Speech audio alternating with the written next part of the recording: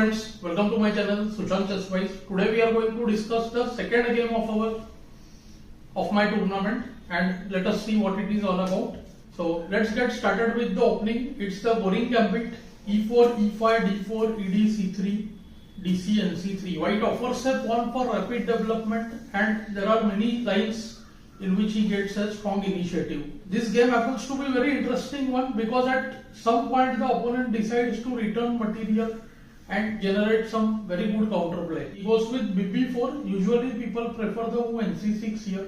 bc4, settles bf7, kf7, qb3, taking the bishop on b4. So knight c6, knight f3, and now see nf6 is met by e5. So first d6, castle. Now if bishop doesn't take on c3, then knight d5 is quite troublesome. So bishop c3, bc, knight f6. Black intends to play castle, and once he castles, white will not have enough compensation for the pawn. So white has to make things more forced, and this is in fact the theory over here. So of course I knew the main point. If ng5 is played instantly, there is ne5. So white has to play e5 here.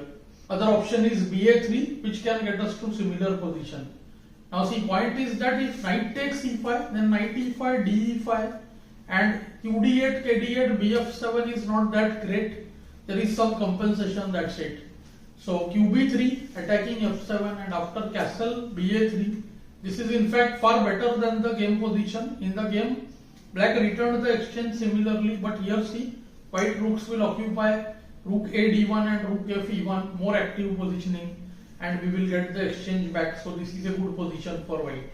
My opponent went de5, which is in fact the main line. Knight g5, the whole idea of this, and to castle, white wants to play bishop a3. So we will get to that soon. Let's say here qd1. Then white has the strong move bf7 check intermezzo, and after king f8 just takes rook d1. And if black tries to win a piece by h6, g4 and f7, see, both are getting attacked. White has a forced win to try to find out. Bishop a3 check, forcing knight e7, and mating 2 follows after rd8, e8, rook e8, checkmate.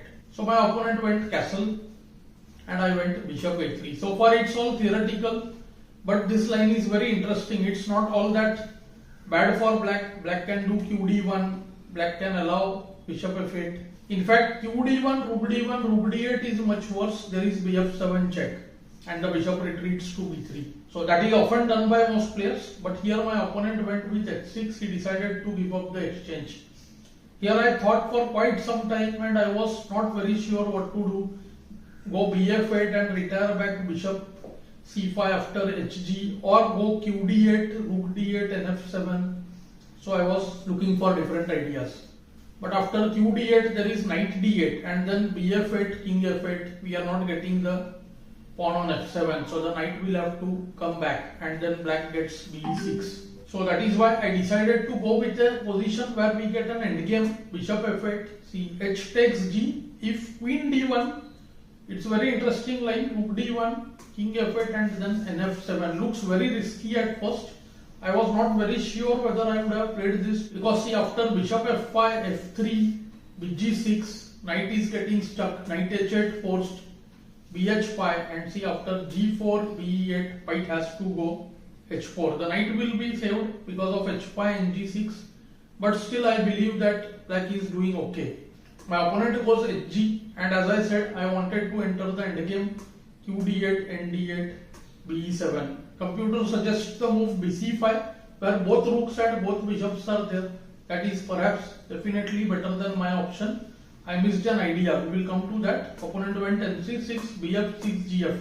This was my point, to make the pawn structure weak in a sense that now see, the pawns h2, g2, they can be used to create a h passer. That is why I deflected the g pawn to f6. Now see, rook d1 and bishop f5.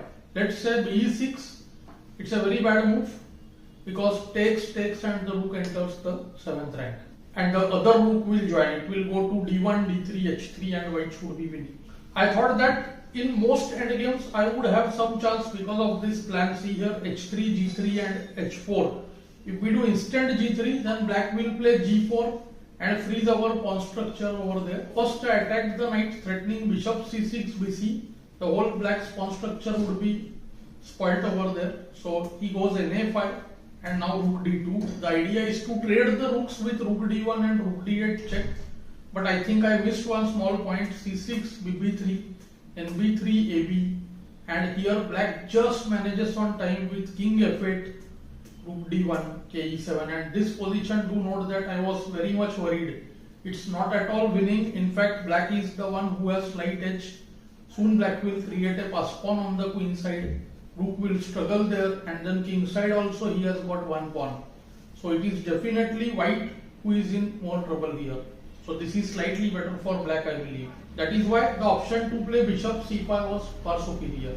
My opponent goes b6, and see, after c4 he had an idea. Even I thought of this, that is why I played c4, not b4, because I was thinking that he might play b5, and b5 is mistake because of the move rook d6.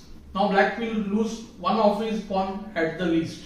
So see, bc4, bc4, bishop takes c4. I should have definitely played rook f6 here, but I was a bit worried about the idea of b6 when see the rook is looking somewhat stuck, and after rook f3 black can give up the a pawn. See, kg7 necessary, otherwise there is rook g3. So rook a3, bd5, rook a7, and black won't trade the rook. He will play rook c8. This is the point. Rook a7 is still, I think, good for white. But after the rook c8, I believe c5, c4 will be there, and white's play will be again not that easy. Although here white can manage h3, g3, h4. Let's say with trade of rook, that's an easier plan. Let's say rook a7, kf6, h3, ke6, g3, kd6, h4. This is far more superior for white. This one I think white should be able to win. Although it's not very clear, but the h pawn is going to cause serious problems here. So I decided to take rook c6 mainly, so that the pawns fall on one side and at least my play becomes easier. But still I feel it was not the best thing. I thought I will get f6, but here my opponent had the move b6, rook a6. This is what I was thinking, kg7, rook a7.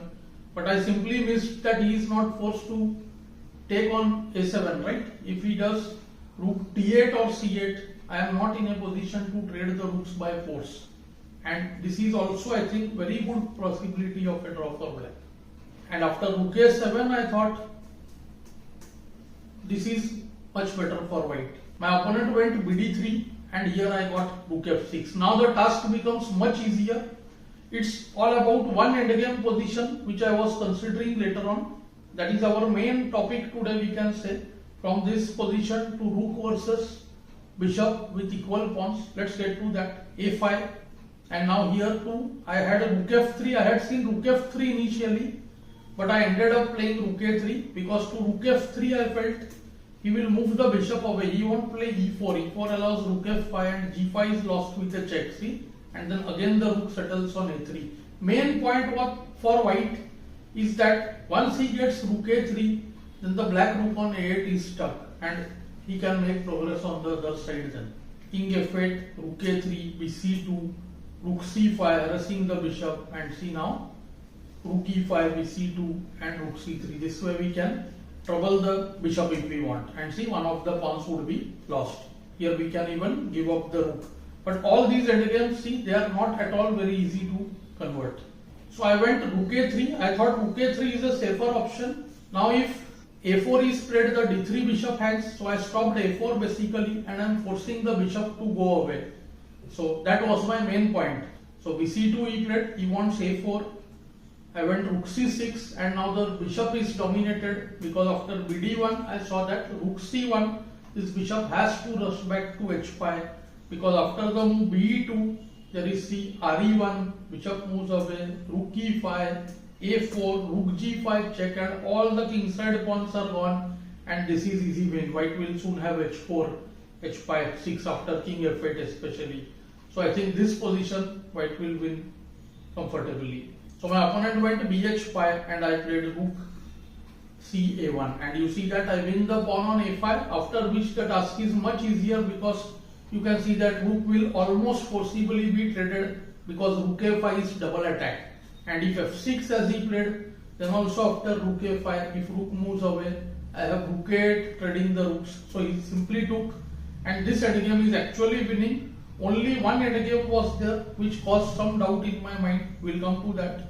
Kf7, and do try to figure out what is the best plan for white. How should white try to win in this position? See, white has to create a passer. If he can make a edge passer, his task will be easy. Or he can break the position with f4, or he can get his king to settle on e4 and go to d5. I felt getting on e4 is more difficult because bishop can attack on e4. So I started playing f3, g3, ke3. Let's take the king to the center. As it is said in all the endgames, centralize the king. So ke6, check first, pushing the king back. Kf5 allows g4, and otherwise f6 hangs. So ke7, kf2, f5, ke3. Now see f4 blunder, ke4 wins on the spot. So be8, g3. The good point about this position is now, because black moved all his pawns to 4th rank, what is happening? Our rook has cut off his king, and now see there are more trouble. If the bishop moves away, we always have rook g6.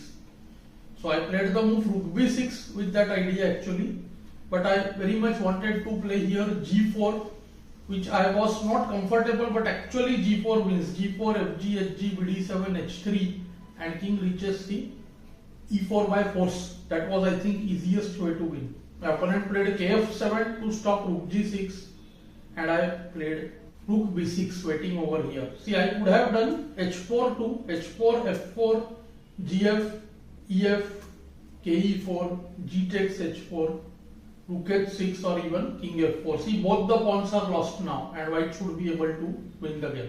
In all these rook versus bishop positions, it should be noted that we should not advance the pawn, not let it cross the 5th rank very hastily. First improve the king and rook position, then only improve the pawn. Otherwise there are many drawing tendencies. We'll come to that soon. I waited rook b6, ba4, and I decided to break the position with f4. The only thing which was putting me in some doubt was ef, gf, the line g takes f4, king f4. See, black will give up the f5 pawn. The king and rook versus king and bishop is often drawn if the king reaches the opposite color corner of the bishop. See, here h8 is the opposite color of the bishop's color. Okay, and so what will happen? Let's say kg7, king f5, bc2, kg5, bd3, rook check. See, king has gone to the corner, but after kh6 he just plays bc4. And if rook check, then nothing, just bishop goes to g8. So if this h pawn is hastily advanced, sometimes there are problems. So first we should always improve the king position like this. And this is white to play, and white will win here. But we need to know the plan. I was not knowing this readily. Only I felt that maybe it is winning, but I had some doubts. Maybe it can become draw. But I will show you how white can win easily here. h4, bishop moves, rook c7, bg8. Now see, rook c8 is stalemate. So king moves or h5, both are good. Bishop moves away, h5, bishop check, kh6, bishop a2, and now see, rook c8 check. We force bg8, and now we will let the black king have space. So king moves to g5, kg7, h6 check, king h7, rook check, kh8. This is the most important position, and now comes kg6. See, without the h6 pawn, task was easy for black. Black would have just waited, see, by keeping the bishop on a2. But now comes the move h7, snatching the g8 square for the bishop. So after bb1, king h6, there is no bh7, there is no bishop a2.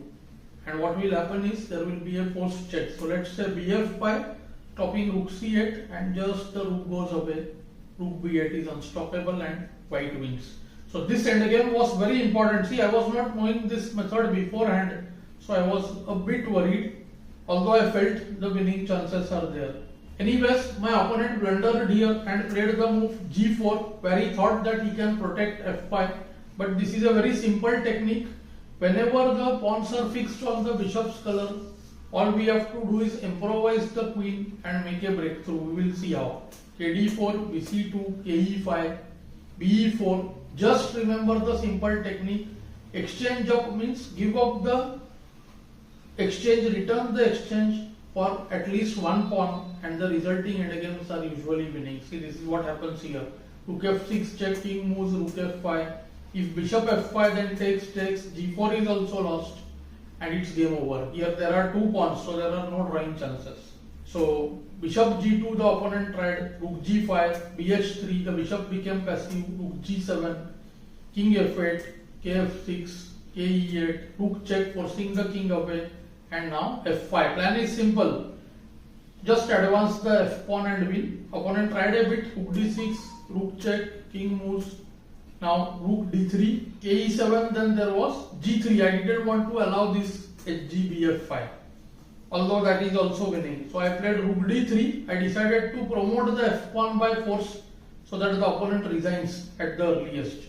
And now see bishop f1, rook check, king moves away, rook was attacked, and see kg7, f pawn is about to queen, b5, f6, be8, and as I said, I don't want the opponent to take the f pawn with his bishop. So rook check, pushing him away, rook e3, now kd8, then re8 wins. So bishop has to go away to h5, only place to guard f7, and now rook e5. The bishop got dominated, that is, it has no place to escape. Wherever he goes, it is lost. So that is called domination. So there is an entire endgame book of studies based on that. I have made some domination shorts also. You can check those. This is how the piece gets trapped. See g3, and now rook h5, g2, rook g5, g1, rook g1. The opponent chose to resign. So I hope you found the lesson useful and instructive. Do let me know in the comments below. Thanks for your time.